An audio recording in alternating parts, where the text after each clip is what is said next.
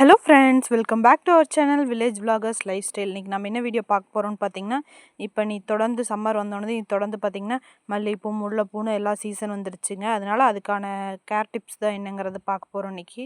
இப்போ பார்த்திங்கன்னா நம்ம வீட்டில் இருக்கிற முல்லைப்பூ செடியெல்லாம் சீசன் முடிஞ்சோடனே கட் பண்ணி விட்டுருந்தேன். இப்போ பார்த்திங்கன்னா தளைஞ்சு வந்துருச்சு. அது நீ மண்ணில் படர்ந்து கிடந்தோன்னா நம்ம பொறிக்கிறதுக்கு தான் இருக்குன்னு சொல்லிட்டு டொயின் ஒன்று வச்சு கட்டி வச்சிட்டேன். அதனால் நம்மளுக்கு நீ ஷேப்பாக வளைஞ்சு வந்ததுன்னா நம்மளுக்கு பொறிக்கிறதுக்கு ஈஸியாக இருக்கும். நீங்கள் பந்தல் போடுறதுனா கூட போட்டுக்கலாம். அதே மாதிரி பார்த்திங்கன்னா நம்மளோட குண்டுமல்லி செடி பார்த்திங்கன்னா தெரியும், மொக்கு வச்சிருச்சுங்களா. இது இந்த மாதிரி கொழுந்துலையெல்லாம் மொக்கு வரும். அதே இதான் இந்த மாதிரி மொட்டையாக இருக்குது பாருங்கள்.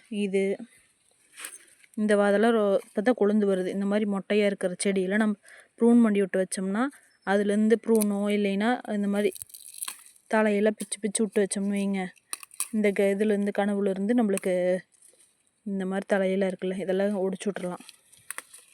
இந்த மாதிரி ஒடிச்சு கீழே போட்டோம்னா உள்ளேருந்து தளைஞ்சு அடுத்த இது வரும். இந்த மாதிரி வேலையெல்லாம் பண்ணி வச்சிட்டோம்னா சூப்பராக நம்மளுக்கு நிறையா மூக்கு கிடைக்கும். பாருங்கள், சாதா மல்லிப்பூலேயும் நம்மளது இந்த செடி பார்த்திங்கன்னா எப்போவுமே பூ எப்படியும் ஒரு கொத்தனாச்சும் பூ இருந்துக்கிட்டே இருக்கும். இந்த மாதிரி இங்கே மொக்கு இருக்குங்களா, இங்கேயும் பூ பூத்த மொக்கு இருக்குது. ஆனால் இந்த வாது இப்போ தான் ஏதோ கொழுந்து வர மாதிரி இருக்குது. ஆனால் இதுல ஒன்றுமே இல்லைங்களா, இங்கே இருக்குது. ஆனால் இங்கேயும் எதுவும் இல்லை. இதெல்லாம் இலையெல்லாம் பிச்சு விட்டோம்னா இந்த பூ இந்த வாது இந்த மாதிரி இருக்கிறதுலாம் கட் பண்ணி விட்டோம்னா நம்மளுக்கு பூ சூப்பராக நிறையா மொக்கு வைக்கும். இந்த மாதிரி வேலையெல்லாம் இந்த டைமில் பண்ணி வைங்க. உங்களுக்கு உங்கள் செடியிலையும் நிறையா பூ கிடைக்குங்க. ஓகேங்க, பாய்.